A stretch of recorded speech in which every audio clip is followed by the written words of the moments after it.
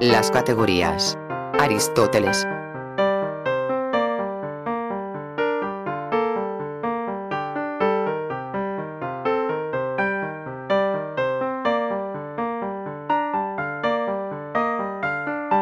Capítulo 1. Las cosas se llaman equívocas cuando tan solo tienen de común el nombre, mientras que la definición de su esencia es distinta. Por ejemplo, un hombre y un retrato pueden llamarse propiamente animales, aunque equívocamente, porque poseen un mismo nombre, pero la definición de esencia que corresponde al nombre es distinta. Porque si se nos pide que definamos qué significa ser un animal en el caso del hombre y en el caso del retrato, daremos en cada caso una definición apropiada solamente a aquel caso. Las cosas se llaman unívocas cuando no solamente llevan el mismo nombre, sino que su nombre significa lo mismo en cada caso y tiene la misma definición. Así, un hombre y un buey reciben el nombre de animal. El nombre es el mismo en ambos casos, y también lo es la definición esencial. Pues si se nos pregunta qué se significa por ese nombre en los dos casos en que hablamos de animal, daremos la misma definición. Se llaman derivados o parónimos aquellos objetos cuyos nombres derivan de otros por medio de una nueva forma verbal, como, por ejemplo, de gramática deriva gramático, y de heroísmo, héroe, etc. Capítulo 2. Nosotros podemos combinar o no combinar entre sí lo que llamamos palabras, expresiones o frases. Casos de combinación de palabras son, por ejemplo, un hombre corre o bien un hombre vence, mientras que ejemplos de formas sin combinar podrían ser hombre, buey, corre, vence, etc. Pero en cuanto a las cosas que existen, cuando nosotros hablamos con palabras sin combinar, podemos predicar algo de un sujeto, pero no se hallan presentes en ningún sujeto. Por ejemplo, podemos predicar hombre de este o aquel hombre sujeto, pero el hombre no se halla en ningún sujeto. Por los términos en, presente o hallarse en no significa que ello esté presente del mismo modo que las partes se hallan contenidas en el todo. Significa que ello no puede existir como algo independiente del sujeto a que hace referencia. Y así existe esta clase de cosas que se hallan en un sujeto, aunque no pueden ser predicadas o afirmadas de cualquier sujeto conocido. Por ejemplo, un elemento gramatical está en la mente o en la inteligencia como en un sujeto, pero no puede predicarse de cualquier sujeto conocido. Igualmente, una blancura particular se halla en un cuerpo, todo color, en efecto, se halla en un cuerpo, pero no puede afirmarse de cualquier sujeto conocido. Por otra parte, existen algunas cosas que no solo se afirman o predican de un sujeto, sino que se hallan además en un sujeto. Por ejemplo, la ciencia o conocimiento, por una parte está presente en esta o aquella inteligencia como en un sujeto, y por otra se aplica igual de manera asertiva a la gramática. Existe, finalmente, una clase de cosas que no pueden hallarse en un sujeto ni pueden ser afirmadas de ningún sujeto. Por ejemplo, este o aquel hombre, este o aquel caballo. En efecto, ninguna de estas cosas se halla en un sujeto ni puede ser predicada de un sujeto. Hablando, pues, más en general, nunca podemos afirmar de un sujeto aquello que en su naturaleza es individual y numéricamente uno. Aunque en algunos casos nada impide su presencia en un sujeto. Así, un elemento gramatical cualquiera puede hallarse en la inteligencia como en un sujeto, según hemos dicho. Capítulo 3. Una palabra aquí acerca de los predicados. Cuando predicamos esta cosa o aquella de otra cosa, como de un sujeto, los predicados del predicado se extienden también al sujeto. Predicamos el término hombre de un hombre. Igualmente predicamos del término hombre el término animal. Luego, en consecuencia, podemos predicar también el término animal de este o aquel hombre. Porque un hombre es ambas cosas, hombre y animal. Cuando los géneros no están subordinados los unos a los otros y son distintos, sus diferencias serán distintas específicamente. Tomemos, por ejemplo, los géneros animal y ciencia. El estar dotado de patas, el ser bípedo, el ser alado acuático, son diferencias del género animal. Pero ninguna de ellas es apta para distinguir las diversas especies de conocimiento. Ninguna especie de conocimiento, en efecto, se distinguirá de otra por ser bípeda. Sin embargo, donde los géneros están subordinados los unos a los otros nada impide que ellos tengan las mismas diferencias. Predicamos, en efecto, una altura o una magnitud mayor de otra más pequeña. Es decir, las diferencias del predicado afectan y pertenecen también al sujeto. Capítulo 4. Cada una de las palabras o expresiones independientes o sin combinar con otras significan de suyo una de las siguientes cosas. El qué, la sustancia, la magnitud, cantidad, qué clase de cosa es, cualidad, con qué se relaciona, relación, dónde está, lugar, cuándo, tiempo, en qué actitud está, posición, hábito, cuáles son sus circunstancias, estado, hábito, condición, su actividad, acción, su pasividad, pasión. En breves líneas, son ejemplos de sustancia hombre y caballo, de cantidad, de 2 codos de largo, 3 codos de longitud, y otras cosas análogas, de cualidad, blanco, gramatical. Los términos como mitad, doble, mayor, denotan una relación. En el mercado, en el liceo, y otras frases similares, significan lugar, mientras que el tiempo viene expresado por locuciones como ayer, el último año y otras por el estilo. Está echado o sentado significa posición, y está calzado, está armado, significan estado o hábito. Finalmente, corta o quema significan una acción, y es cortado o se quema significan una pasión. Ninguno de estos términos en sí nos connota una afirmación positiva o asertiva. Las afirmaciones, igual que las negaciones, solo pueden darse cuando varios términos se combinan o unen entre sí. Toda aserción positiva o negativa debe ser verdadera o falsa, pero las palabras o expresiones no combinadas con otras, por ejemplo, hombre, blanco, corre, vence, nunca pueden ser verdaderas o falsas. Capítulo 5. El sentido primario más verdadero y estricto del término sustancia es decir que es aquello que nunca se predica de otra cosa ni puede hallarse en un sujeto. Como ejemplo de ello podemos poner un hombre concreto o un caballo concreto. Sin embargo, podemos hablar de sustancias secundarias, entre las cuales, si son especies, quedan incluidas las sustancias primarias a primeras, y en las cuales, si son géneros, quedan contenidas las mismas especies. Por ejemplo, incluimos un hombre particular en la especie llamada hombre, y, a su vez, incluimos la misma especie en el género llamado animal. Esas son, pues, sustancias secundarias, es decir, hombre y animal, o de otra manera, la especie y el género. De lo dicho se deduce con evidencia que el nombre y la definición de los predicados pueden igualmente afirmarse del sujeto. Por ejemplo, predicamos hombre de un hombre individual, como de un sujeto. El nombre de la especie llamada hombre se predica afirmativamente datada individuo, aplicamos la palabra hombre a un hombre. Y la definición o significado de la palabra hombre se aplicará a un hombre de igual manera, porque un hombre es a la vez hombre y animal. De manera que el nombre y la definición de la especie se aplicarán ambos a un sujeto. Por el contrario, cuando se trata de casas que están presentes o se hallan en un sujeto, nos encontramos con que sus nombres y definiciones no podemos afirmarlos o predicarlos de un sujeto, al menos en la mayoría de los casos. En verdad la definición misma no podrá aplicarse en ningún caso. Solo en algunos casos nada impedirá que utilicemos el nombre del sujeto. Tomemos, por ejemplo, el nombre blanco. Blanco está, sin duda, en un cuerpo y se afirma por ello de un cuerpo, porque el cuerpo es el que es llamado blanco. Sin embargo, la definición de blanco, es decir, del color que llamamos blanco, nunca puede ser predicado de un cuerpo cualquiera. Ahora bien, todo lo que recibe el nombre de sustancia primera o bien se afirma de una sustancia primera, o bien se halla presente en ella como en su sujeta. Esto es evidente para casos particulares que ejemplificamos. Predicamos animal o de hombre. De manera que predicamos animal también de cada hombre en particular. Donde no existen individuos de quienes se pueda afirmar esto así, tampoco puede afirmarse ella de la especie. Finalmente, el color está en el cuerpo, de manera que también está en ese o aquel cuerpo. Pues si pudiera existir donde no existiera ningún cuerpo, el color no estaría absolutamente en un cuerpo. De manera que todas las cosas, cualesquiera sean, excepto las sustancias primeras, son predicados de las sustancias primeras o se hallan en ellas como en sus sujetos. Y donde no existe una sustancia primera, ninguna de esas cosas puede existir. De entre las sustancias secundarias, la especie se llama sustancia con mayor razón que el género. Está más cerca de la sustancia primera, mientras que el género se halla más alejado de ella. Supongamos que alguien nos pregunta qué es esto mirando una sustancia primaria. La respuesta que demos será más instructiva y más apropiada al sujeto si hacemos mención de su especie que si hacemos mención de su género. Tomemos como ejemplo ese hombre o aquel. Daremos una explicación más explicativa de él si determinamos la especie o el hombre, que no lo votemos si le llamamos un animal. Lo primero le pertenece a él más plenamente, mientras que lo íntimo es algo demasiado amplio o lejano. O bien tomemos como ejemplo un árbol individual. Mencionando la especie o árbol, daremos de él una referencia más explicativa que si ofrecemos su género o planta. Además, las sustancias primeras merecen este nombre con más derecho que todas las cosas, porque ellas subyacen a todas las cosas, las cuales, a su vez, serán sus predicados o estarán en ellas como en sus sujetos. Ahora bien, exactamente igual que las primeras sustancias están presentes a todo lo que existe, de igual manera. Las especies lo están respecto de los géneros. La relación de la especie al género es la misma que hay de un sujeto a su predicado. Predicamos el género de la especie, pero nunca, de manera inversa, podemos predicar la especie del género. De este razonamiento podemos inferir que de entre las sustancias secundarias la especie es más verdaderamente sustancia que el género.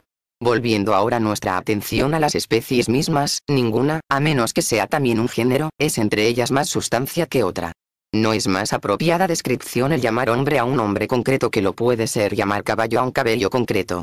También vale esto para las sustancias primeras. Ninguna es más sustancia que las otras. Porque ese o aquel hombre, por ejemplo, no puede ser más verdaderamente sustancia que ese o aquel buey.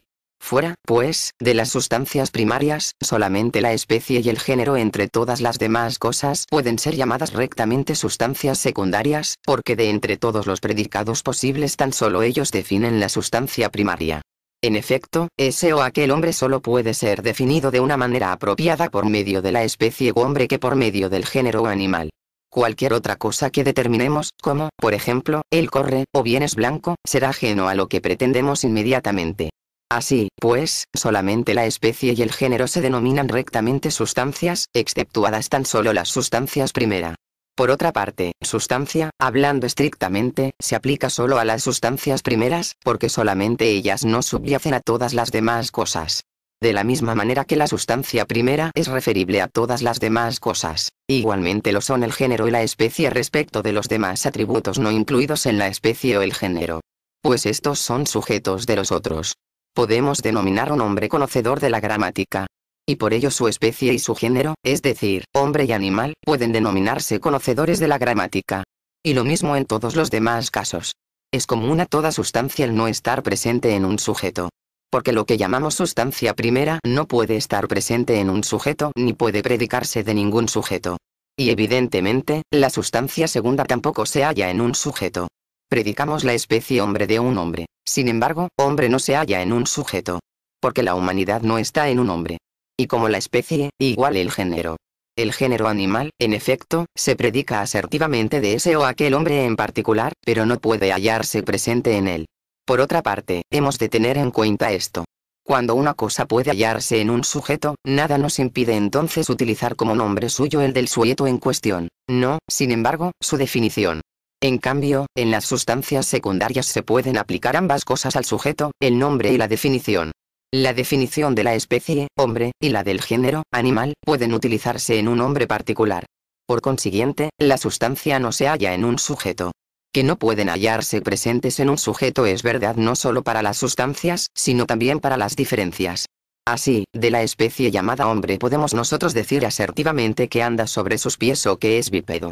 Pero estas diferencias no se hallan en él. Ninguna de ellas, en efecto, está en el hombre. Por otra parte, cuando se predica afirmativamente una diferencia se predica igualmente su definición. Supóngase que de la especie llamada hombre predicamos anda sobre sus pies. La definición de este atributo se aplicará también a esta especie. Porque el hombre en verdad camina sobre sus pies. Que las partes de las sustancias están presentes o se hallan en sus todos como en sujetos es un hecho que apenas debe perturbarnos ni hacernos temer que tengamos que señalar tales partes como no sustancias. ¿No hemos acaso especificado que presente en un sujeto significa no como las partes en el todo? La diferencia y la sustancia tienen en común la siguiente característica, que, cuando quiera que las predicamos unívocamente. Porque tales preposiciones tienen siempre cornos sujetos, individuos o especies. La sustancia primera, sin duda, al no predicarse nunca de cosa alguna, tampoco puede ella misma ser predicada nunca de una proposición cualquiera. No ocurre así con la sustancia secundaria. La especie se predica de todos los ejemplos individuales, y el género se predica de todos estos y de las especies. Y lo mismo ocurre con las diferencias. Se predican de igual manera de las especies y de los individuos. Las definiciones de ambos, además, es decir, las de los géneros y las especies, se aplican a la sustancia primaria, y la del género, a la especie. Pues todo lo que nosotros afirmamos del predicado se podrá también afirmar del sujeto. La definición de cada diferencia se aplica de manera análoga a los individuos y a las especies. Pero como hemos hecho notar hace poco, lo unívoco se utiliza en aquellas cosas que no solo poseen el mismo nombre, sino que además se definen de la misma manera. De aquí se sigue que, en todas las preposiciones que tienen por predicado una sustancia o una diferencia, este predicado es completamente unívoco. Toda sustancia se nos aparece como un individuo. Y eso es indiscutiblemente verdadero en el caso de la sustancia primera. Lo que ella significa o indica es un uno indivisible. En el caso de las sustancias secundarias, el lenguaje ordinario puede dar también esta impresión, como cuando decimos animal, hombre. Ello, con todo, no es realmente así, porque lo que se significa es más bien una cualidad. La sustancia segunda no es una y singular, como lo es, sin duda, la sustancia primaria. Predicamos los términos animal, hombre, no de una sola, sino de muchas. La especie y el género no indican meramente una cualidad, sin embargo, como lo hace, por ejemplo, blanco. Los accidentes, es decir, blanco, por ejemplo, significan simple y exclusivamente una cualidad. Solo que la especie y el género indican una cualidad que está relacionada con la sustancia. Ellos nos dicen la manera de ser de una sustancia. En el caso del género, con todo, esta calificación determinativa abarca un campo mucho más amplio que en el caso de la especie. Decimos animal, abarcamos más que lo que comprenderíamos si, por ejemplo, dijéramos hombre. Las sustancias nunca tienen contrarios. ¿Cómo podrían tenerlos las sustancias, por ejemplo, este hombre, este animal? No hay nada contrario a ellos. Tampoco los tienen las especies y los géneros. Esta característica particular no pertenece tan solo a la sustancia. Ella, en efecto, pertenece a muchas cosas buenas, y entre ellas, por ejemplo, a la cantidad. La expresión largo de 2 codos carece de contrario, tampoco la tiene 3 codos de longitud, y tampoco la tiene 10, ni otra cosa semejante a ello, a no ser, claro está, que alguien dijera que son contrarios grande y pequeño, mucho y poco. Con todo, las cantidades definidas ciertamente no tienen nunca contrarios. Ninguna sustancia, al parecer, tiene grados o admite un más y un menos. No quiero con eso significar que una sustancia no pueda ser llamada sustancia con más verdad que otras o con menos verdad que otras. En verdad, hemos dicho que ello era posible. Pero quiere decir que ninguna sustancia, como tal, admite grados en sí misma. Por ejemplo, la misma sustancia, hombre, no puede realmente ser más o menos hombre, comparado consigo mismo o con otros. Este hombre no puede ser más hombre que aquel, como una cosa blanca no puede ser más o menos blanca que otra cosa blanca, o bien como un objeto bello puede tener más o menos belleza que otro. A veces, la misma cualidad, en un mismo sujeto, puede variar temporalmente su grado. Por ejemplo, un cuerpo blanco puede llamarse más blanco cuando viene a serlo más de lo que era, o bien un cuerpo caliente puede llamarse más o menos caliente. Pero una sustancia, en cuanto sustancia, no puede ser lo más o menos de lo que es cualquier otra. Pues un hombre no es más un hombre de lo que era hace algún tiempo. Lo mismo vale para todas y cada una de las sustancias. Por consiguiente, la sustancia no admite grados. Ahora bien, lo que parece más característico de una sustancia parece ser esto que, a pesar de permanecer numéricamente una y la misma, es capaz de recibir en sí calificaciones contrarias. De entre las cosas que son distintas de la sustancia, apenas podríamos aducir un ejemplo que poseyera esta característica. Por ejemplo, un color articular, numéricamente uno y el mismo, no puede en manera alguna ser negro y blanco, y una acción, siendo una y la misma, en manera alguna puede ser mala y buena. Y lo mismo ocurre en todo lo que no sea una sustancia. Pero la sustancia, permaneciendo la misma, admite con todo cualidades contrarias. Un solo y mismo individuo es en unas ocasiones blanco, caliente o bueno, y en otras ocasiones, negro, frío o malo. No ocurre esto con cualquier otra cosa, aunque se pueda defender que las aserciones u opiniones hayan admitido los contrarios. Es decir, que una misma afirmación pueda parecer ser verdadera y ser falsa. Puede, por ejemplo, ser verdad decir él está sentado. Pero si él se levanta, viene ello a ser falso. Y lo mismo ocurre en el caso de las opiniones. Uno puede opinar, y con verdad, que tal o cual persona está sentada. Y no obstante, cuando esta persona se haya levantado, esa opinión, si se la mantiene, es falsa. Aun cuando admitimos esta excepción, de hecho se diferenciaría del resto por su manera de suceder. Porque cuando una sustancia admite unas cualidades contrarias, ello ocurre por medio de un cambio en sí misma. Es, en efecto, por medio de un cambio en sí misma como una cosa, que estaba caliente, viene a estar fría, pasando de un estado a otro, o bien como una cosa, que era blanca, es luego negra, o bien una cosa, que era buena, viene a ser mala. Y de igual manera ocurre en todos los demás casos en que la sustancia admite determinadas cualidades. En cambio, el juicio o la opinión permanecen inalterados en sí mismos, en todos y cada uno de sus aspectos. Si pasan a poseer una cualidad contraria, siendo unas veces verdaderos y otras veces falsos, lo que ha cambiado han sido los hechos del caso. Pues el juicio él está sentado no ha cambiado, sino que, por relación a las condiciones existentes, lo llamamos unas veces verdadero y otras veces falso. Igual que con los juicios ocurre con las opiniones.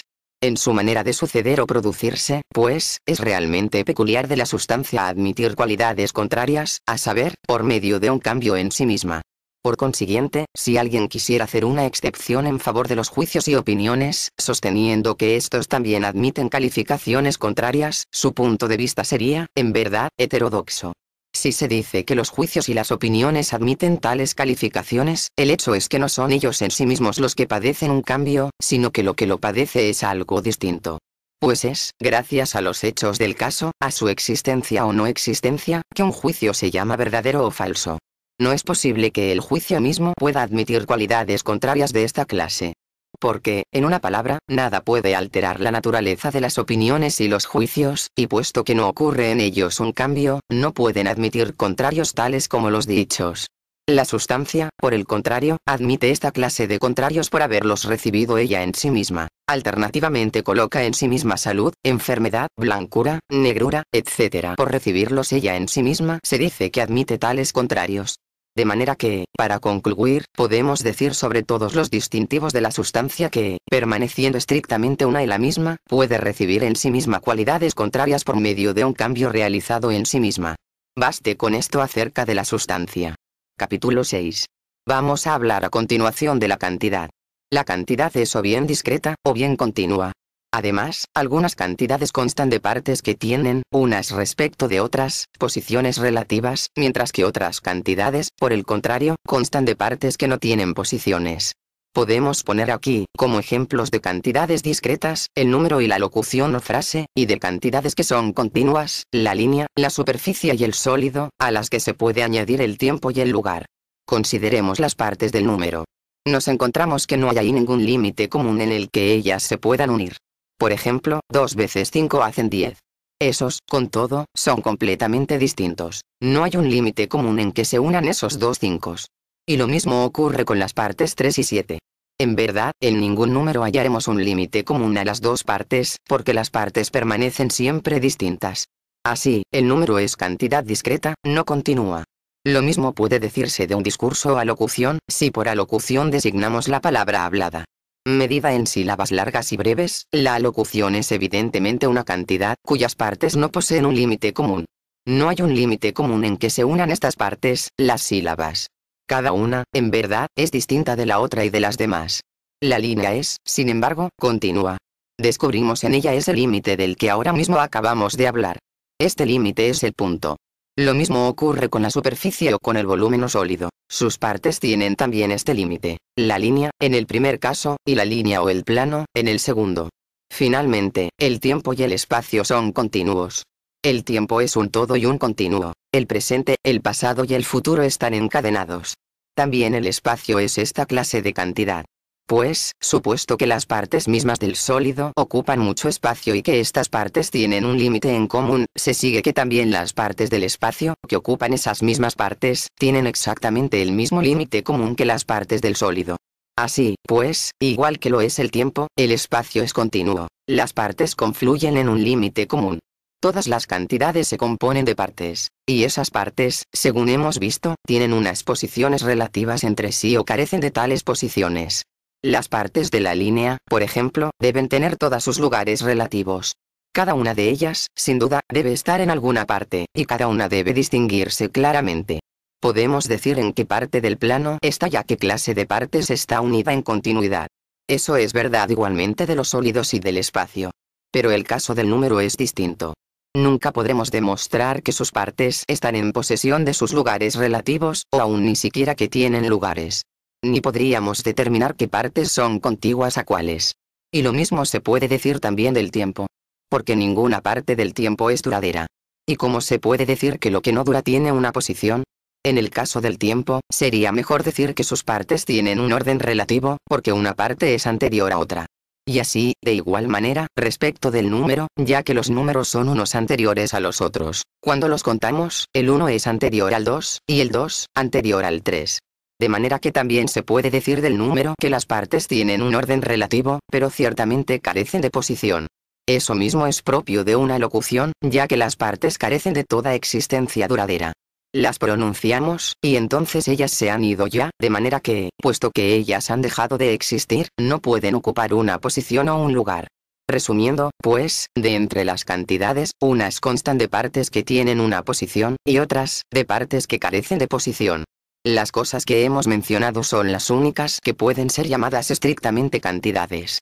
Otras cosas que son denominadas así, lo son en un sentido secundario, por relación a alguna de las primeras. Pongamos uno o dos ejemplos. Un objeto blanco se llama a menudo grande, porque la superficie que cubre es grande. Una acción o proceso se llama largo, porque es largo el tiempo que ocupa. El nombre cantidad no se puede dar a estas cosas por derecho propio. Alguien nos pregunta, ¿qué duración tuvo este proceso? Nosotros hacemos mención del tiempo que él necesitó. ¿Duró un año o algo análogo? Alguien nos pregunta, ¿qué tamaño tiene esta cosa blanca? Mencionamos la superficie que recubre. Tan grande como la superficie que lo cubre, así es, diremos, el objeto blanco. Por tanto, las cosas solamente referidas a sí mismas pueden llamarse estrictamente cantidades. Las demás cosas designadas como cantidades pueden pretender este nombre, a lo más, en sentido secundario, en un aspecto derivativo, y no por su naturaleza intrínseca. Las cantidades nunca tienen contrarios. Eso resultará perfectamente claro en el caso de las cantidades que hemos definido, por ejemplo, 2 codos o 3 codos de largo, o bien una superficie o algo de este estilo. Eso, es evidente, carece de contrarios. No obstante, alguien puede decir, grande y pequeño, mucho y poco, son contrarios. Sin embargo, eso se mira más bien como término de una relación. Como tales, las cosas no son ni grandes ni pequeñas. Ellas son así solamente por comparación. De esta manera se llama pequeña una colina, y se llama grande un grano, pero eso significa realmente mayor o menor que otras cosas semejantes de la misma especie, porque miramos a una regla fija externa. Si esos términos se usaran absolutamente, nunca llamaríamos pequeña una colina, como no llamaríamos grande un grano. De esta manera, asimismo, podemos decir que un villorrio tiene muchos habitantes, y que una ciudad como Atenas tiene pocos, aunque la última tenga muchas veces más. O bien podemos decir que una casa contiene muchas personas, y que son pocas las que hay en un teatro, aunque éstas superen mucho en número a las otras. Mientras que 2 codos, 3 codos de largo, t significan cantidad, grande, pequeño, etc., significan no cantidad, sino más bien relación, una relación que implica una regla externa, o bien algo que está por encima y más allá de ello. Los últimos términos son, pues, llanamente relativos. Además, sean o no sean cantidades, no hay nada que sea contrario a ellos. Porque lo que no se toma por sí mismo, sino referido a una norma extrínseca, ¿cómo se puede suponer que tenga algún contrario? En segundo lugar, admitamos que grande, pequeño, etc., sean contrarios. Se sigue de ello entonces que un mismo sujeto, en un solo y mismo tiempo, admite calificaciones contrarias, y las cosas serán contrarias a sí mismas. ¿Acaso no puede ocurrir a veces que una misma cosa sea a la vez grande y pequeña? En comparación con una cosa, es pequeña. En comparación con otra, es grande. Y así, la misma cosa viene a ser simultáneamente grande y pequeña, o lo que es lo mismo, en un único y mismo tiempo admite calificaciones contrarias. Ahora bien, en relación con la sustancia, hemos determinado que nada puede admitir simultáneamente tales calificaciones.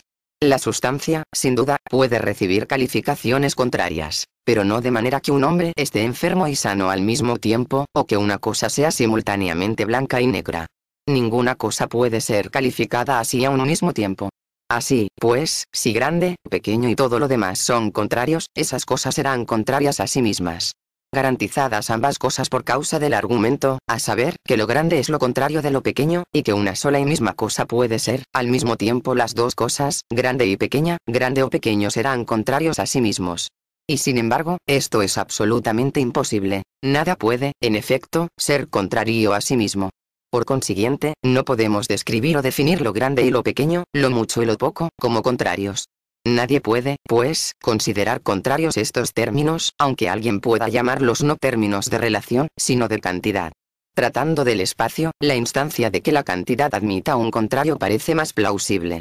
El arriba y el abajo se llaman contrarios cuando lo que se significa por el término abajo es la región o el espacio que se halla en el centro de la Tierra o el mundo.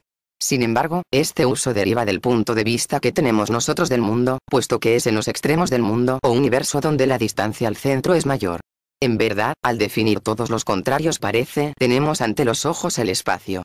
Ya que llamamos contrarios a aquellas cosas que, hallándose dentro de la misma clase o categoría, distan más la una de la otra. Las cantidades no parecen admitir el más y el menos. Pongo por ejemplo 2 codos de largo. Es decir, esto nunca admite grados. Una cosa no tiene 2 codos de largo en más alto grado que otra.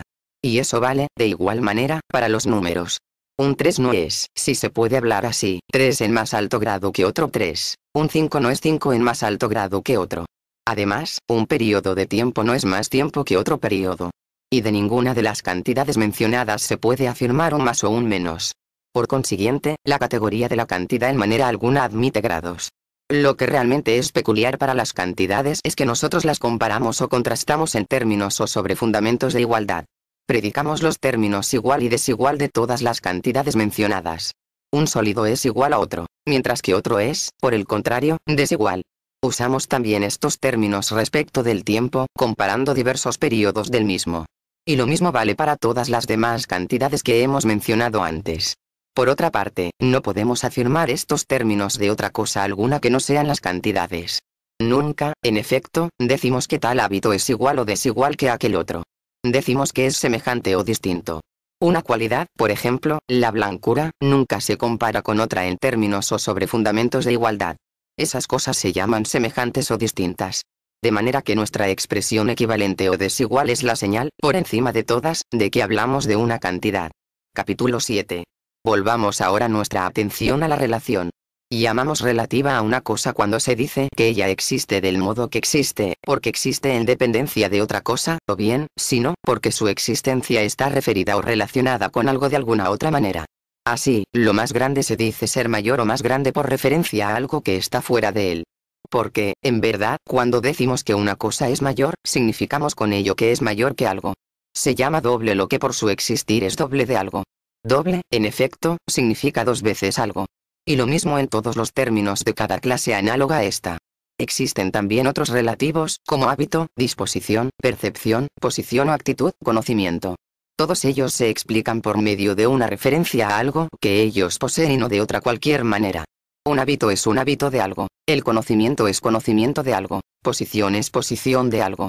Hablamos, pues, de términos relativos cuando la existencia de una cosa es de tal clase que se explica por medio de un genitivo consecuente, o bien por alguna frase o expresión destinada a poner en evidencia la relación. Por ejemplo, llamamos grande a una colina, significando grande en comparación con otra. Solamente es por medio de esta comparación como una colina se llama grande. De esta manera llamaremos a una cosa semejante o igual, es decir, semejante o igual a algo. Y lo mismo ocurre con todos los términos de este tipo. Eso mismo significamos en el padecer, mientras que el estar echado, en pie o sentado, considerados como posiciones o consecuencias estables de la acción correspondiente, son realmente posiciones específicas, la posición misma es un relativo. Echarse, ponerse en pie, sentarse, no son ellos mismos posiciones en realidad. Sus nombres, sin embargo, son derivados de las actitudes que hemos mencionado ahora mismo. Los relativos a veces tienen contrarios. La virtud es contraria al vicio, siendo cada uno de los términos, en sí mismo, un relativo. También el conocimiento es contrario a la ignorancia. Sin embargo, no se puede decir en manera alguna que todos los relativos tengan contrarios. Doble, triple, no los tienen, ni los términos de esta misma clase tampoco. Por otra parte, los relativos, según parece, pueden en algunos casos admitir grados, como, por ejemplo, igual, distinto, equivalente, desigual, todos los cuales pueden admitir junto a sí un más o un menos, siendo cada uno de ellos un término relativo. Pues por el término igual significamos igual a algo, y por el término distinto significamos distinto de algo. No obstante, no es posible admitir que todos los relativos tengan grados. No podemos, en efecto, decir más doble o menos doble, y análogamente en los términos de este tipo. Todos los relativos tienen sus correlativos. Esclavo, por ejemplo, significa esclavo de un señor, y señor, a su vez, implica un esclavo. Doble significa el doble de su mitad, igual que, a su vez, medio significa la mitad de su doble. Por el término mayor significamos mayor que aquello que es menor, y por menor, aquello que es menor que lo que es mayor. Eso ocurre en todos los términos relativos. En ocasiones, con todo, el caso o la inflexión gramatical serán distintos. El conocimiento es conocimiento de lo cognoscible, y lo cognoscible lo es por el conocimiento. Hay percepción de lo perceptible, lo cual es percibido por la percepción. A veces, pese a todo, la correlación no aparecerá manifiestamente, es decir, cuando se ha cometido un error y el mismo correlativo ha sido injustamente afirmado o establecido. Si llamamos a un ala de un ave, no aparecerá entonces la correlación, ala y ave no serán correlativos. El término justo se usaba al principio significando ala de ave. Pues el ala es el ala de un ave cuando consideramos esta como alada, no como ave. Muchas otras cosas, además de las aves, son aladas. Sin embargo, cuando se utilizan los términos adecuados, la correlación se hará inmediatamente evidente, como cuando, por ejemplo, decimos que el ala es ala de un ser alado, y que una cosa alada lo es gracias al ala. El ala pertenece necesariamente al ser alado. A veces no existe en griego una palabra adecuada para hacer resaltar a primera vista la correlación. En ese caso, creo yo, debemos acuñar un vocablo nuevo. Tomemos, por ejemplo, el término timón. Hemos de decir que el timón es algo propio de una barca.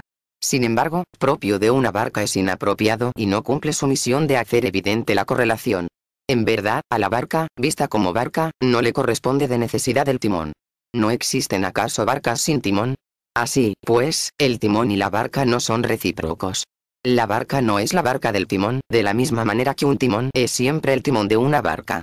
Es decir, no existe un término propio en la actualidad. Luego debemos acuñar nosotros una palabra aprovechando la ocasión y hablar con mayor exactitud o precisión, a saber, el timón es timón de un ser timoneado.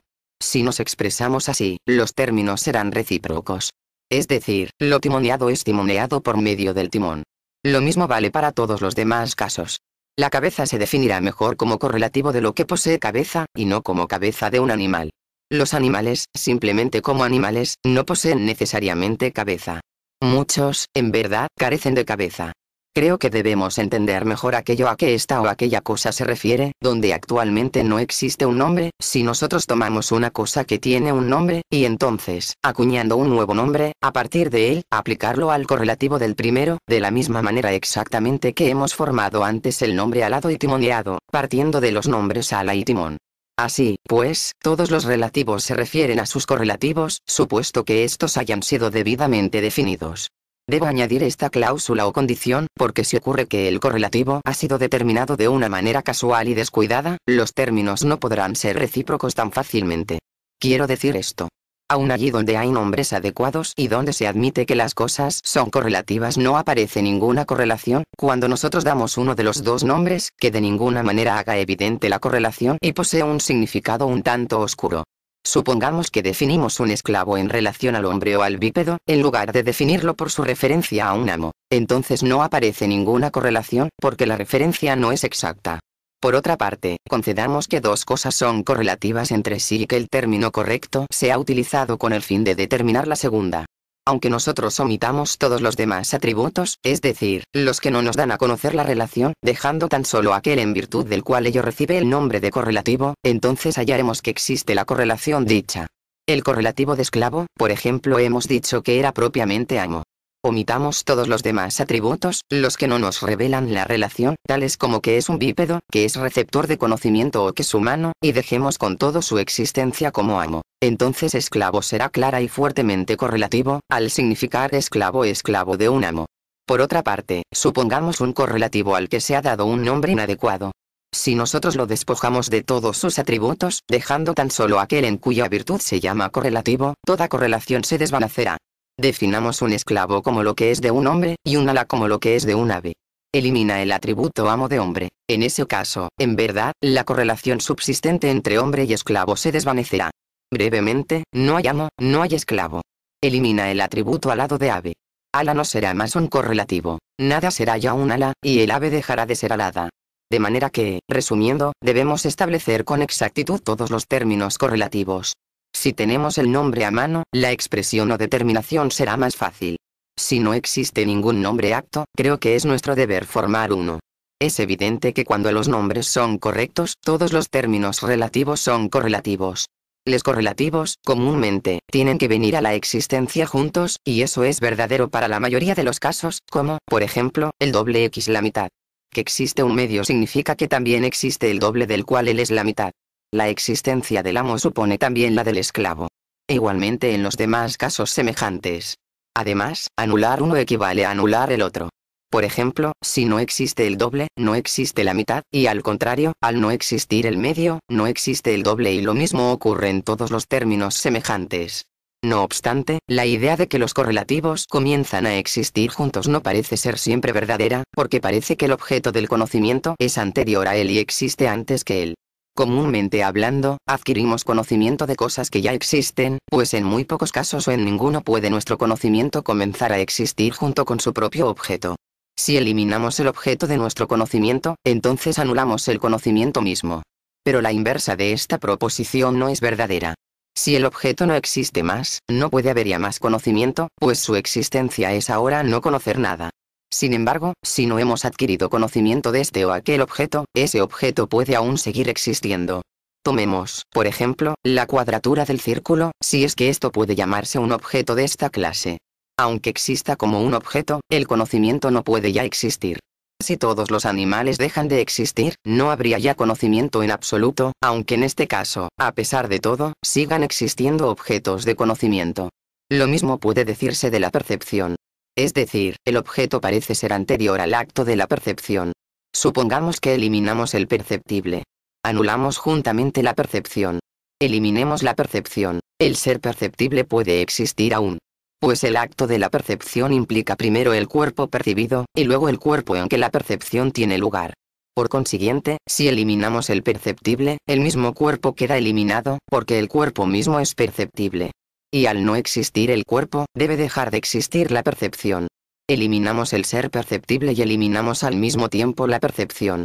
Pero al eliminar la percepción, no eliminamos simultáneamente los objetos de la misma. Si es destruido el animal mismo, es destruida la percepción igualmente. Mas las cosas perceptibles seguirán existiendo, cosas tales como el cuerpo, el calor, la dulzura, la amargura y todo lo que sea sensible.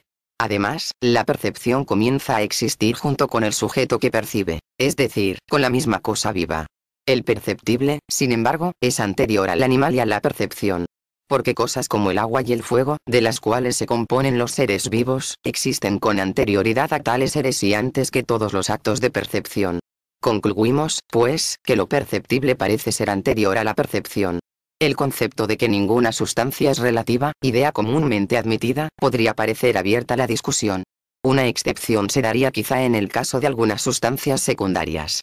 Sin duda, la idea a que hacemos referencia sería admisible totalmente en el caso de las sustancias primeras, porque ni los todos ni las partes de las sustancias primarias son nunca relativos.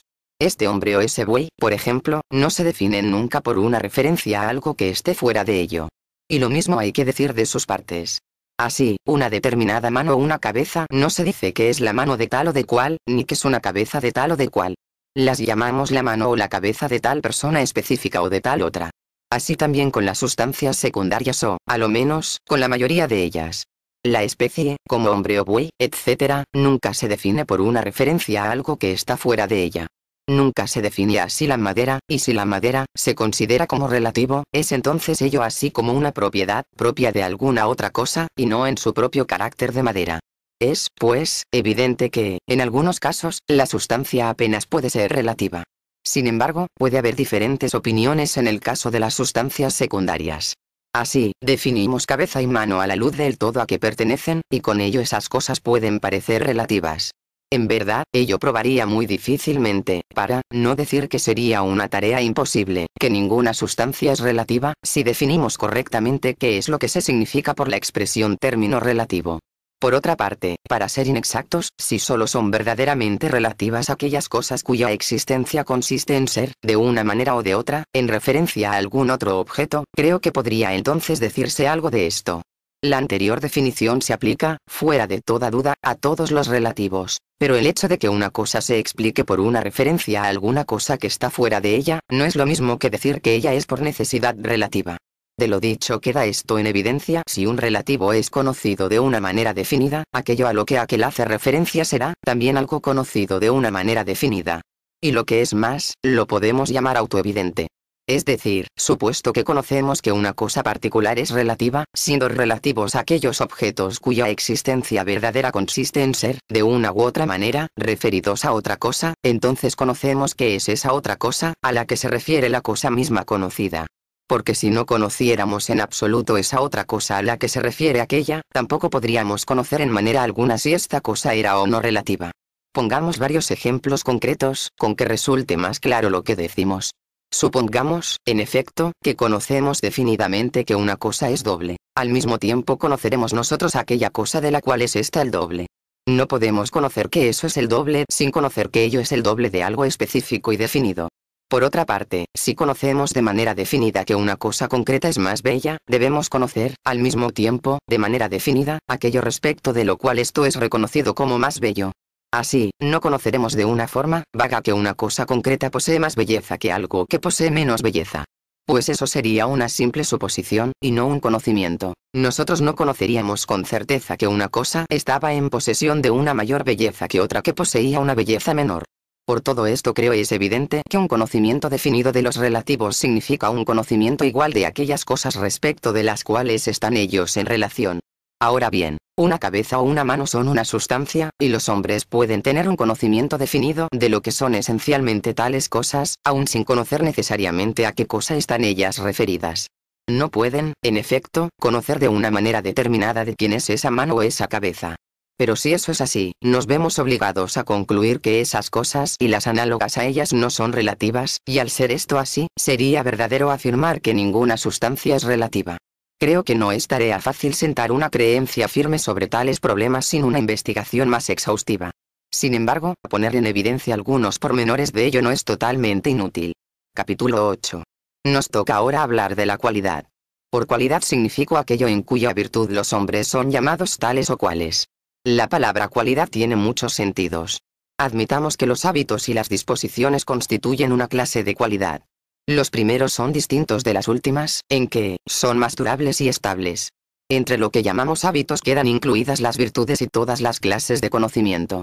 Pues el conocimiento se considera duradero y difícil de desplazar de la mente, aunque un hombre puede, de hecho, haberlo adquirido solo en un grado moderado, a menos que se haya producido en él un cambio brusco por enfermedad o algo semejante. Y lo mismo se puede decir, con razón, de las virtudes, por ejemplo, de la templanza, de la justicia. Se admite, en efecto, que éstas son difíciles de desplazar o de cambiar. Las disposiciones, en cambio, son cualidades de fácil cambio o muda, como son el calor, el frío, la enfermedad, la salud, etc. Un hombre está dispuesto de determinada manera, según tales condiciones, pero rápidamente experimenta un cambio. Estando caliente, en un momento puede enfriarse. Estando bueno, puede ponerse instantáneamente enfermo. Así ocurre con todas las demás disposiciones, a menos que sucediera que ello viniera a ser una segunda naturaleza, durante un largo lapso, resultando algo inveterado o, al menos, muy difícil de hacer desaparecer cuando ya lo podemos llamar, según creo, un hábito. Es, pues, evidente que los hombres se inclinan a llamar hábitos a estas cualidades, los cuales son por naturaleza más duraderos y lo más difícil de borrar.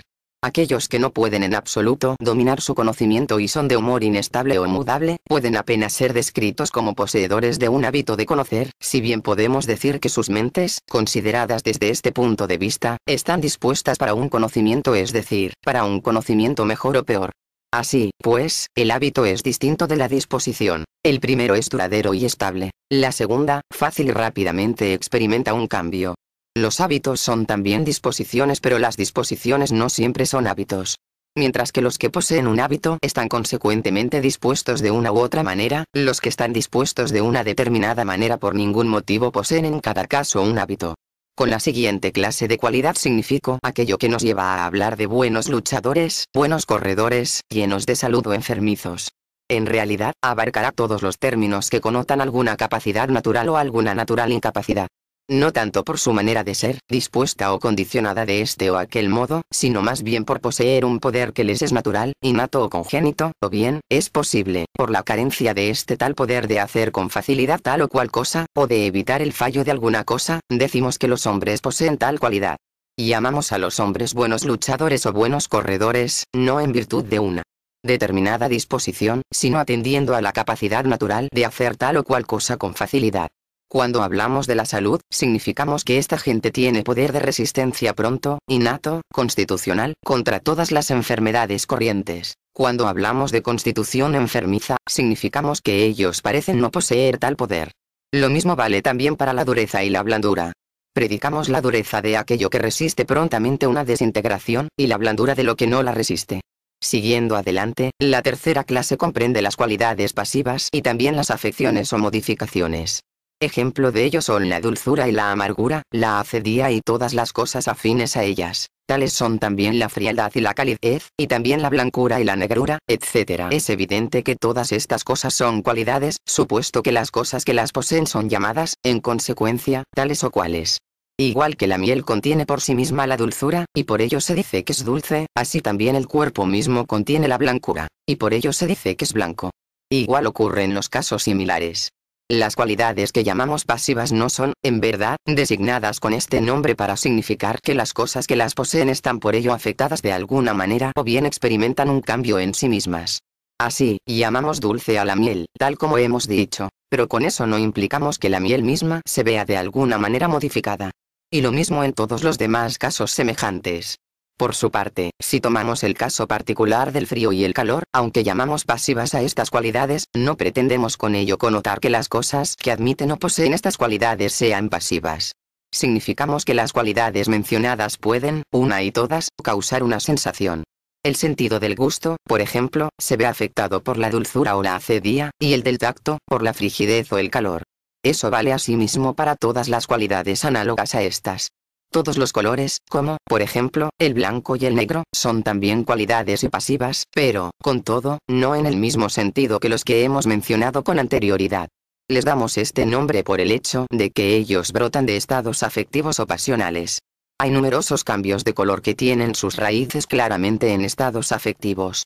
Cuando los hombres están avergonzados, se sonrojan. Cuando están inquietos, se ponen pálidos, etc. Hasta tal punto es esto así que, según creo, cuando un hombre está dispuesto por naturaleza a la vergüenza o a la inquietud, como nacidas de una especial concomitancia de los elementos corporales en él, podemos concluir, sin ser injustos, que posee el correspondiente color. Pues el estado de los elementos corporales, que acompaña el sentimiento de vergüenza o de inquietud, puede muy bien ser también el resultado de su constitución física, y entonces puede producirse un color igual en un proceso de la naturaleza. Por consiguiente, todos los estados de este tipo pueden ser incluidos entre las cualidades pasivas, dado que la fuente u origen de las mismas puede hallarse en una afección constante y duradera. Pues tanto si su fundamento se halla en la constitución corporal, o en una disfunción duradera y larga, o en una calentura solar, cuando estas cosas no se pueden eliminar fácilmente, y aún pueden durar toda la vida, una complexión pálida y una complexión negruzca reciben aún de nosotros la denominación de cualidades, porque, por poseer esa palidez o ese color negruzco, se nos llama tales o cuales. Sin embargo, las condiciones que proceden de causas tempranamente inoperantes, si no es que han sido enteramente eliminadas, no se considerarán como afecciones ni como cualidades, habida cuenta de que nada se dice que es tal o cual en relación con esas condiciones. Aquel que enrojece por la vergüenza no es considerado, por consiguiente, como naturalmente rojo o rubio, ni aquel que palidece por el miedo es considerado de complexión pálida. Decimos que estaba afectado de tal o cual manera. Estos estados son modificaciones, no cualidades. De igual manera, hay en el alma cualidades pasivas y también afecciones. Cuando un hombre tiene un determinado temple que le viene de nacimiento, cuyo fundamento se halla en unas determinadas afecciones no fáciles de cambiar o de borrar, le damos entonces a esto el nombre de cualidad. Casos concretos de estos son la locura y la irascibilidad. Es, en efecto, por estas casas por las que llamamos loco o irascible a un hombre. De igual manera, las distracciones de la mente, que aunque no sean en sí mismas innatas, nacen o proceden de una determinada concomitancia de algunos otros elementos, y parecen ser duraderas o, al menos, difíciles de eliminar, se denominan también cualidades. La gente, en efecto, se llama de tal o cual manera de ser en relación con condiciones como estas.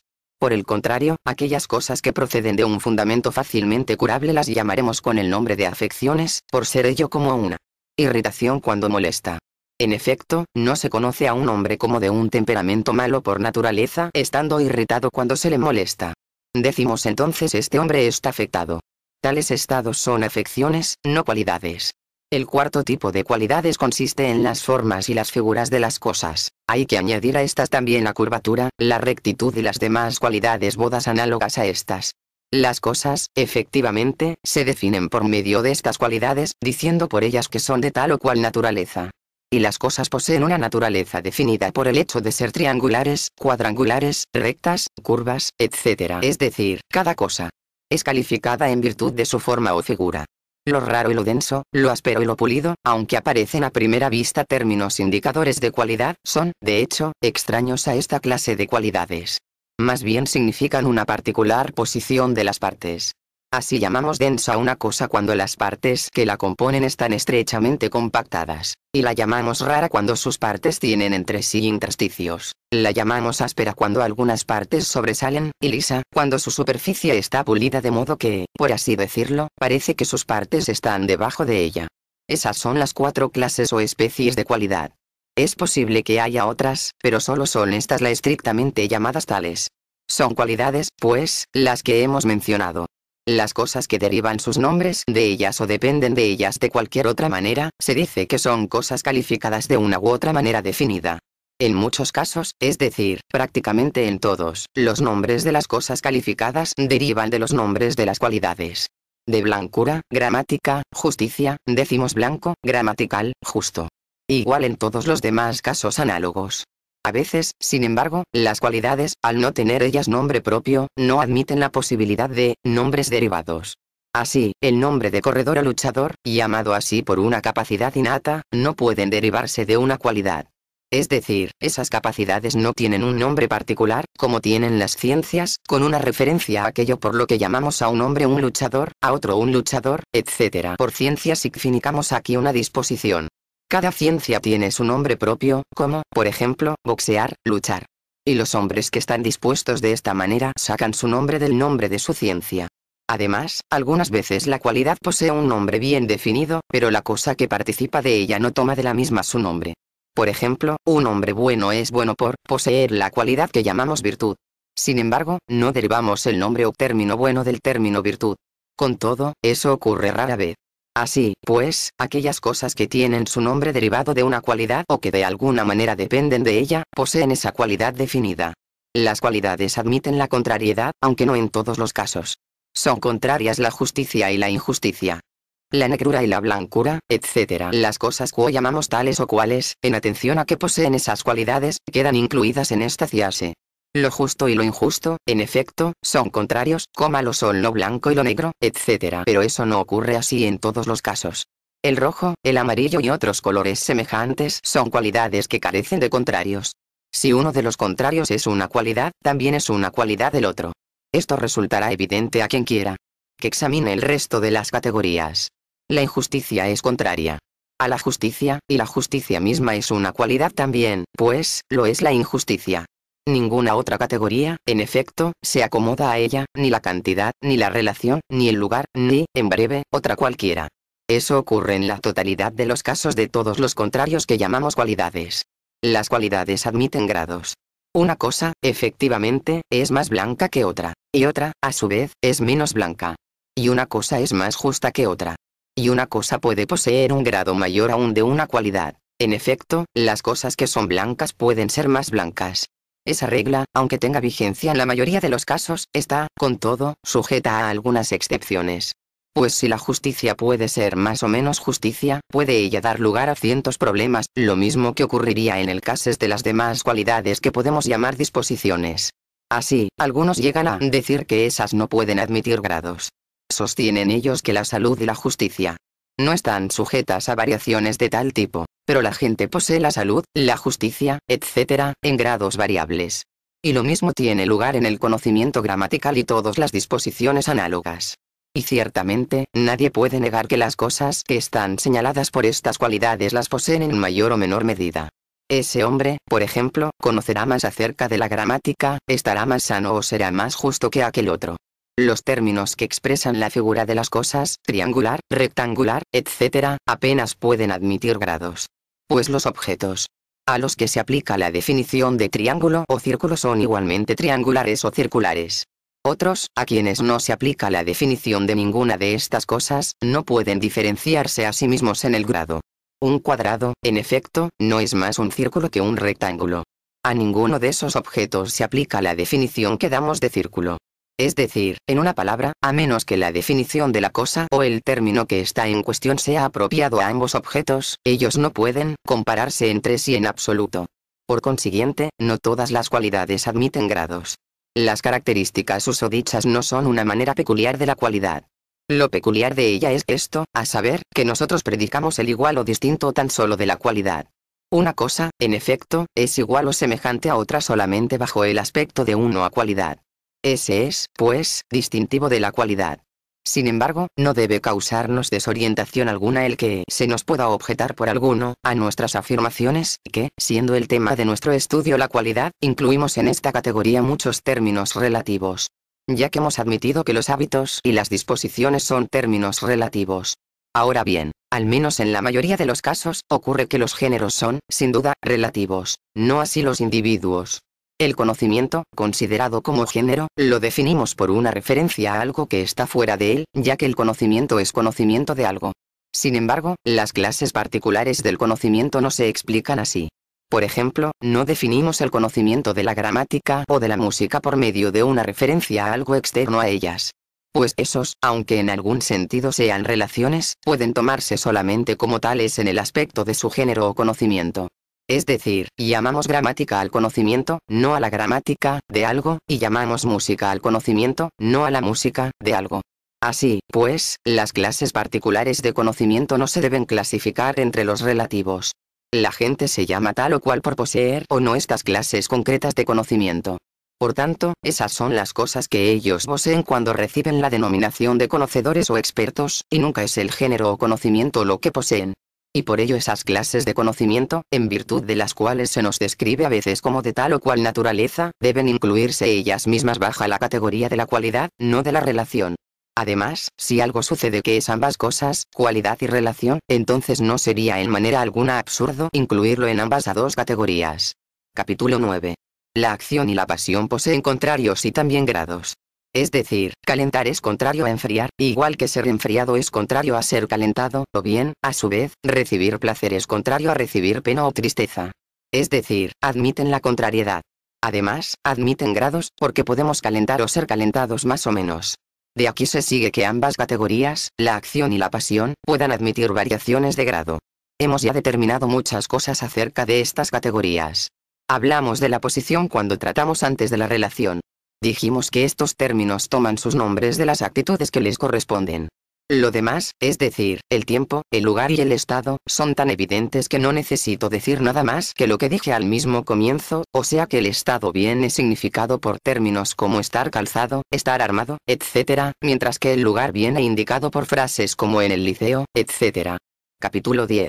Hemos ya hablado bastante de la cuestión propuesta de las categorías. Hemos de relacionarlas ahora con los opuestos y con los varios sentidos de la palabra.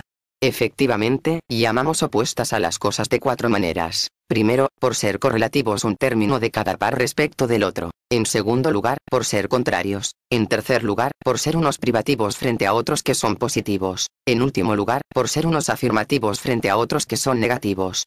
Resumiendo, digo que los correlativos que son opuestos vienen expresados por locuciones como doble y medio, mientras que como ejemplos de contrarios que son opuestos tomaremos bueno y malo.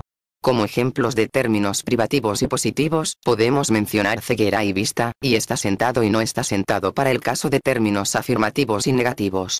Solemos explicar los opuestos, también cuando son relativos, refiriéndolos el uno al otro y usando el genitivo u otra construcción gramatical. Así, doble, un término relativo, se explica como doble de algo. Y el conocimiento, un término relativo, es opuesto a la cosa conocida y se explica por referencia a ella. La cosa conocida se explica o expresa por una referencia a su opuesto, el conocimiento, ya que la cosa conocida será conocida por medio de algo, más exactamente, por medio del conocimiento. Todos los opuestos son, pues, expresados por referencia del uno al otro, y utilizando el genitivo o alguna otra construcción gramatical, cuando son también correlativos. Cuando los opuestos son contrarios, en manera alguna dependen uno de otro, sino son solamente contrarios el uno al otro. El bien no se llama, por ejemplo, el bien del mal, sino su contrario. Análogamente, no se conoce el blanco como el blanco del negro, sino como su contrario. Así, pues, esas dos especies de oposición son enteramente distintas la una de la otra. Pero los contrarios de una clase tal que los sujetos en que ellos se encuentran naturalmente o de que ellos pueden ser predicados, deben contener de manera necesaria el uno al otro, esos nunca pueden tener intermedios. Cuando no existe tal necesidad, se da entonces el caso inverso, y ellos tendrán siempre un intermedio. Por ejemplo, la salud y la enfermedad puede decirse que están naturalmente presentes en los cuerpos de todas las cosas vivas, y en consecuencia, uno u otro debe de hallarse presente en los cuerpos animales. De manera semejante predicamos del número los términos par e impar. En consecuencia, uno de los dos debe de hallarse siempre en el número. Ahora bien, salud y enfermedad, pares y nones, no tienen entre sí ningún intermedio. Pero donde no se da esta necesidad, entonces el caso es inverso. Por ejemplo, la negrura y la blancura están naturalmente presentes en un cuerpo, pero ninguna de ellas está en un cuerpo por necesidad. Porque no todo cuerpo que existe debe ser blanco o negro. Así, predicamos la bondad y la maldad del hombre, igual que de muchas otras cosas. Sin embargo, ni la bondad ni la maldad, aunque se prediquen de él, están presentes en él por necesidad. No todas las cosas son buenas o malas. Ahora bien, estos contrarios tienen intermedios. Entre el negro y el blanco, por ejemplo, están el amarillo, el gris, etc. Mientras que entre lo bueno y lo malo está lo que no es ni una cosa ni otra. Algunas de las cualidades intermedias tienen sus propios nombres reconocidos. Podemos aducir de nuevo los ejemplos del amarillo, y el gris o pardo y los demás colores, intermedios entre blanco y negro. En varios casos, sin embargo, no sería una cosa fácil nombrarlos. Debemos, pues, definir el intermedio como lo que no es ninguno de los extremos. Por ejemplo, lo que no es ni bueno ni malo, lo que no es ni justo ni injusto, etc. Los que llamamos privativos y positivos se refieren a sujetos idénticos, como, por ejemplo, la ceguera y la vista se refieren igualmente al ojo. Es siempre en aquellos pares de términos, de los que siempre predicamos el uno o el otro, donde el positivo particular se halla o se produce naturalmente. Así, decimos que es lo que puede poseer una facultad lo que está privado de ella, cuando está ella totalmente ausente, siendo así que debería estar naturalmente presente y también en este momento. No llamamos, por tanto, desdentado o ciego a lo que naturalmente carece de dientes o de vista.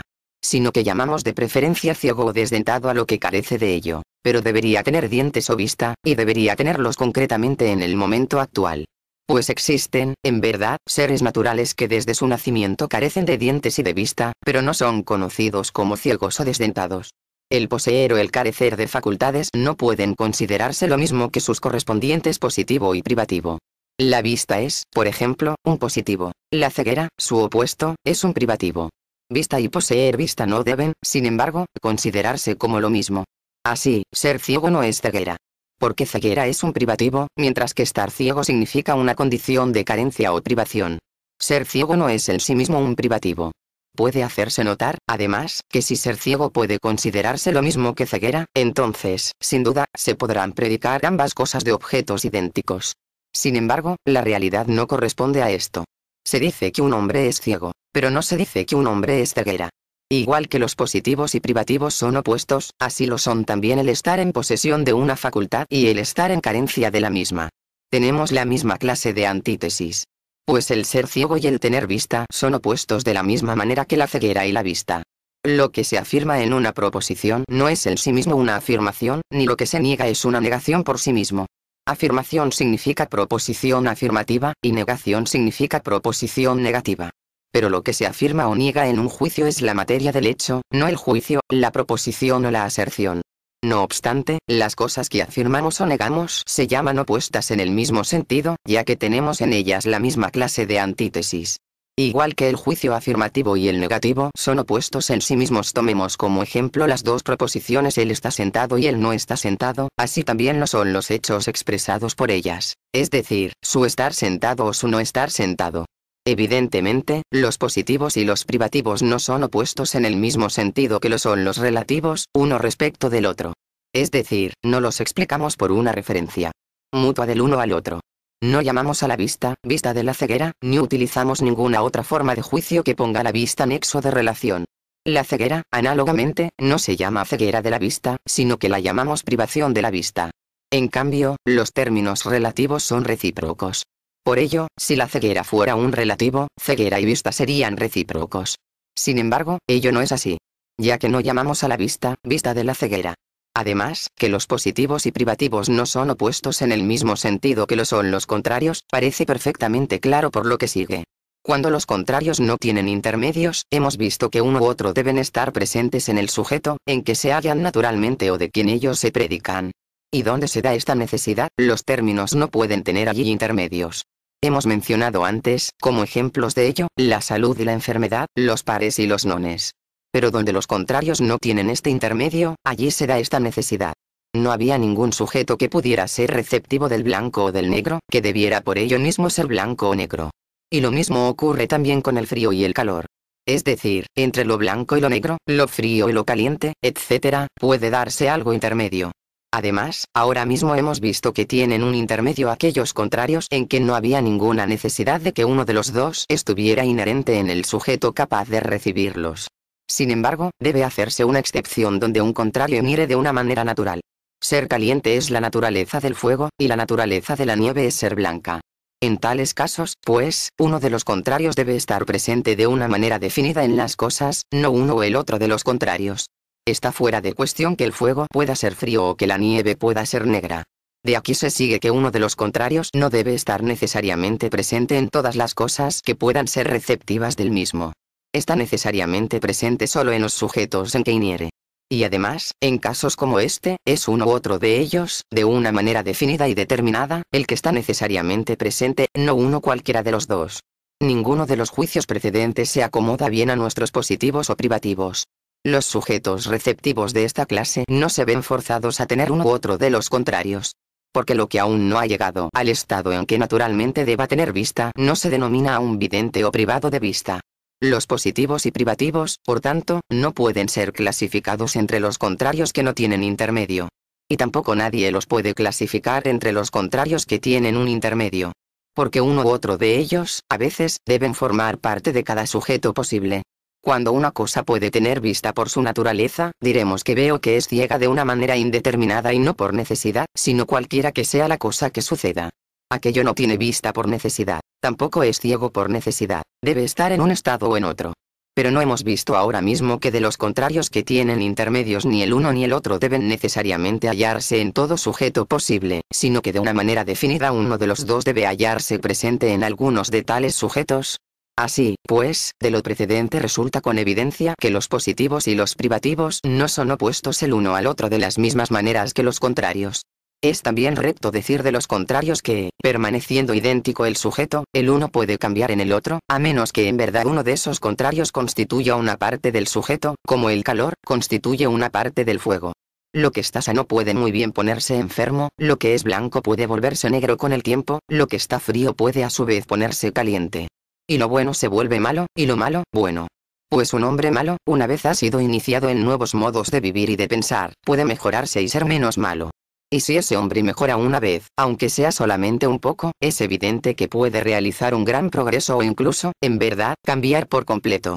Pues siempre está más fácilmente inclinado el hombre hacia la virtud, aunque en el primer momento o con el primer ejemplo consiga solo una mejora pequeña. Así, pues, concluimos naturalmente de ello que él realizará siempre un progreso mayor. Y si ello es así, con tal que el proceso continúe, le cambiará al fin por entero, siempre que el tiempo le permita. En cuanto a los positivos y privativos, sin embargo, no puede verificarse el cambio de ambas maneras. De la posesión se puede pasar a la privación, pero no de la privación a la posesión. Nunca ocurrió que un hombre que se haya vuelto ciego haya recobrado luego la vista, como tampoco un hombre que se haya quedado calvo ha recobrado luego su cabello, ni un hombre que ha perdido sus dientes los ve crecer de nuevo en su boca. Las afirmaciones y negaciones, evidentemente, no se oponen de ninguna de las maneras de que hemos tratado ahora mismo. Ocurre aquí, y solamente aquí, que un opuesto debe por necesidad ser verdadero, mientras que el otro debe ser siempre falso. En el caso de los demás opuestos, contrarios, correlativos, positivos y privativos, ello no es en manera alguna así. De la salud y la enfermedad, que son contrarios, ninguno de los dos es verdadero, ninguno de los dos es falso. Tomemos los correlativos doble ni medio. Ninguno es verdadero, ninguno es falso. Lo mismo ocurre con los positivos y privativos, como son la ceguera y la vista. Resumiendo, a no ser que las palabras se hallen combinadas entre sí, los términos verdadero y falso no tienen aplicación. Y todos los opuestos predichos son simplemente palabras sin combinar. Sin embargo, cuando las palabras que son contrarias son partes de estos juicios opuestos, como son los afirmativa y negativos, parecen entender de una manera especial esta característica. El juicio Sócrates está enfermo es contrario al juicio Sócrates está bueno. Ahora bien, no podemos sostener aquí que un juicio debe ser siempre verdadero y el otro debe ser siempre falso. Porque si Sócrates realmente existe, uno es verdadero y el otro es falso. Pero si Sócrates no existe, ambos, el uno y el otro, son falsos. Será falso decir que él está enfermo, y también lo será decir que él está bueno, si ni tan siquiera existe ningún Sócrates. Por otra parte, en cuanto a los positivos y privativos, si el sujeto no existe, ninguna proposición es verdadera. Si el sujeto existe, aún entonces no siempre será uno verdadero y el otro falso. Que Sócrates tiene vista es opuesto de Sócrates es ciego, en el sentido en que se utiliza opuesto, aplicado a la posesión y a la privación.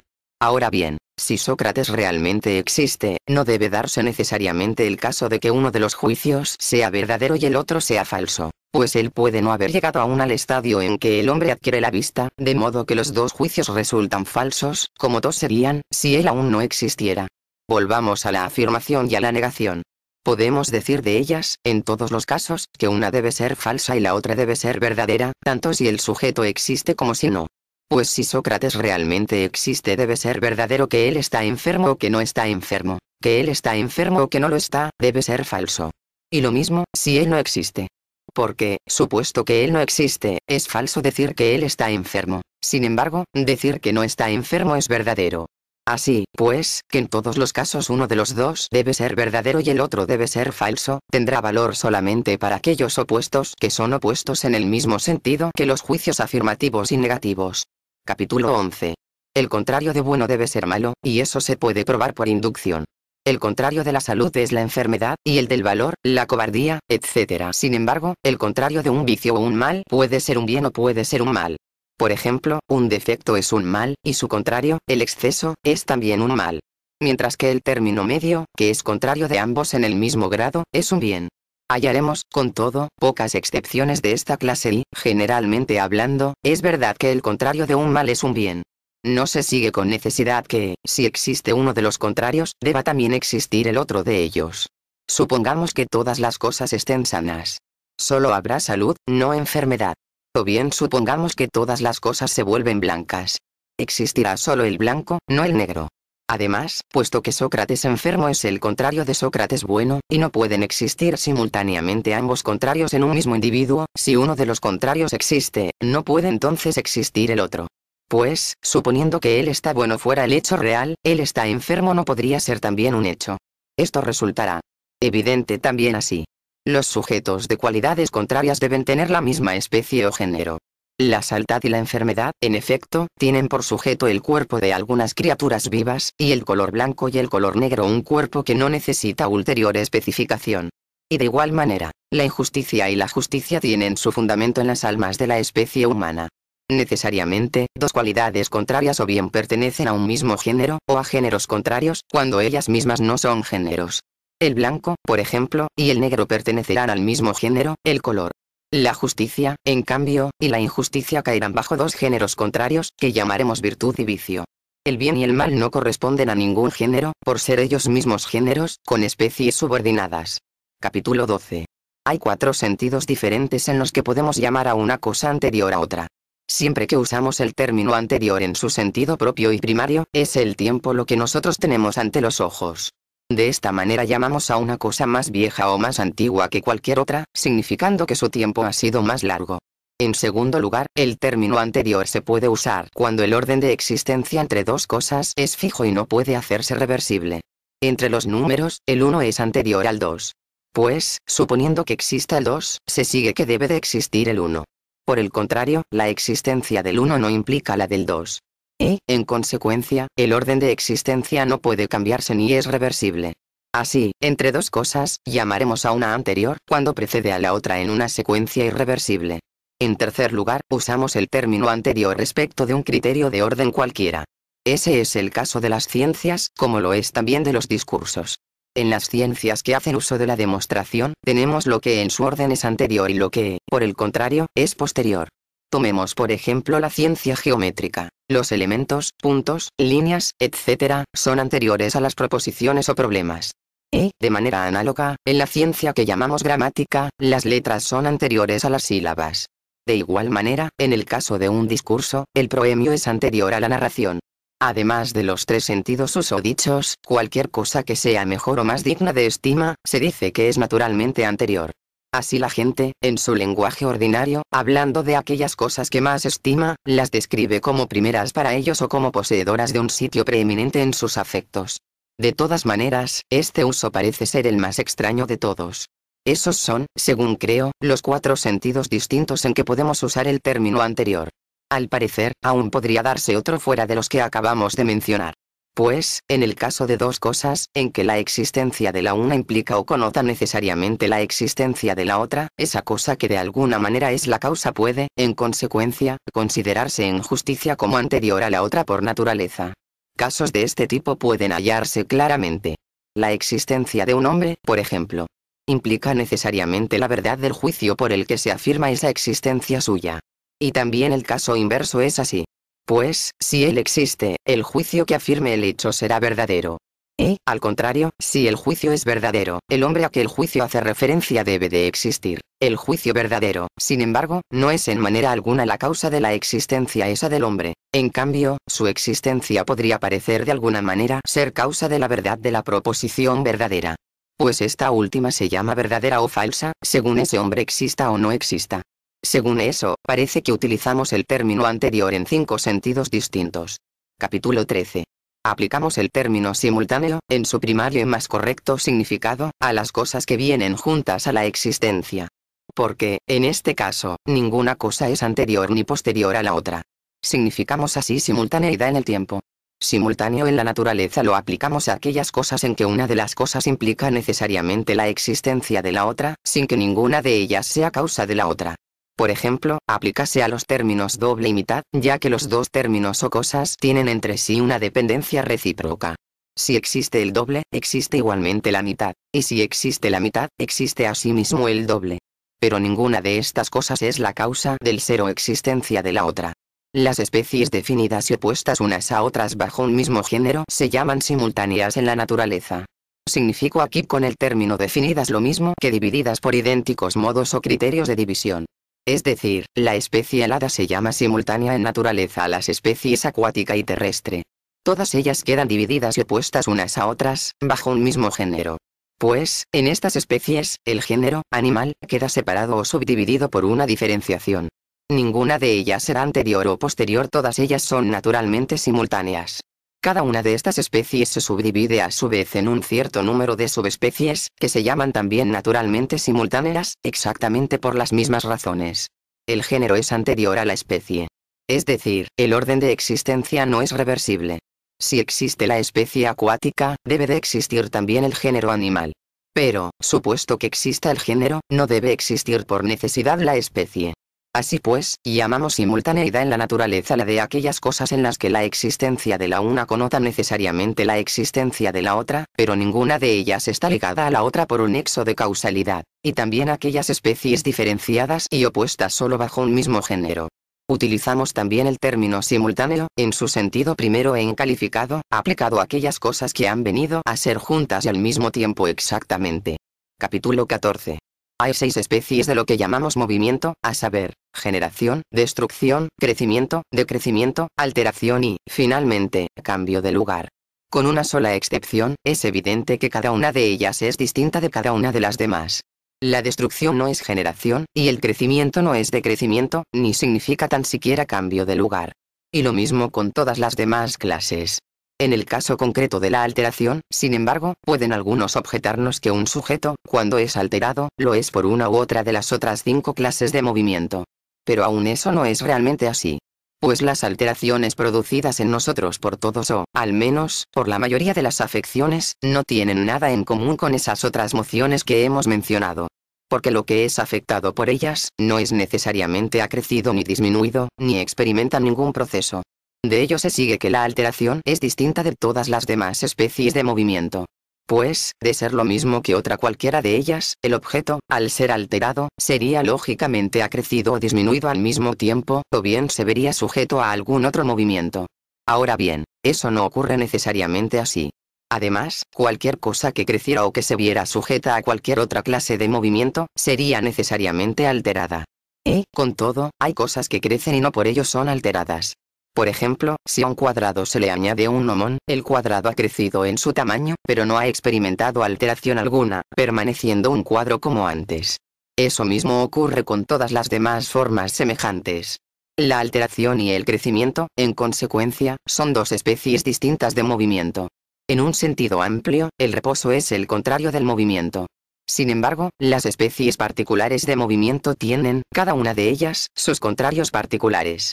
Así se puede decir que el cambio de lugar tiene como contrario el reposo en el lugar, que el crecimiento tendrá como contrario la disminución, la generación tendrá como contrario la destrucción o corrupción.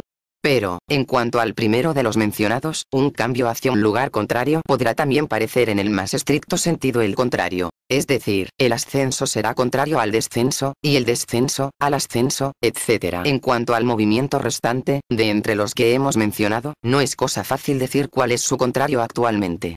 De hecho, ese movimiento no parece tener ningún contrario, o bien, también aquí, su contrario sería el reposo en su cualidad, o bien el cambio a la cualidad contraria, igual que hemos dicho que el cambio de lugar tiene como contrario o bien el reposo en un lugar, o bien el cambio hacia el lugar contrario. Alteración significa cambio en una cualidad. Por consiguiente, al movimiento cualitativo le oponemos o bien el reposo en su cualidad o bien el cambio a la cualidad contraria. De esta manera, blanco y negro serán contrarios, con lo cual venir a ser uno de ellos será contrario del venir a ser el otro de los dos. Hay, pues, cambio de cualidad que, consiguientemente, implica una alteración hacia la cualidad contraria. Capítulo 15. Poseer tiene muchos sentidos. Lo aplicamos a los hábitos, a las disposiciones y también a todas las demás cualidades. Así, cuando se dice que poseemos la virtud o que poseemos tal o cual parte del conocimiento. Y también se aplica a la cantidad, como cuando se habla de la estatura que tiene un hombre. De esta manera decimos que un hombre tiene o posee una estatura de 3 o 4 codos. También se aplica al vestido. Un hombre tiene una capa o una túnica. Además, lo usamos para expresar las cosas que tenemos en alguna parte del cuerpo, por ejemplo, un anillo en el dedo. Lo empleamos igualmente aplicado a las partes del cuerpo. Un hombre tiene una mano o un pie. Se usa en el caso de las vasijas. Así se dirá que una barra tiene vino y que una vasija de medir grano tiene trigo. En los casos de este tipo nosotros pensamos en aquello que contiene la vasija. También lo usamos en el sentido de propiedad, diciendo que un hombre tiene casas o fincas rústicas. La gente dice que un hombre tiene una esposa y que una esposa, de igual manera, tiene un esposo. Este significado es en sumo grado imaginario. Cuando decimos que un hombre tiene una esposa, decimos tan solo que él vive con ella. Puede haber más sentidos de la expresión tener. Pero los sentidos o significados más usuales, según creo, han sido casi todos vistos en el sumario que precede.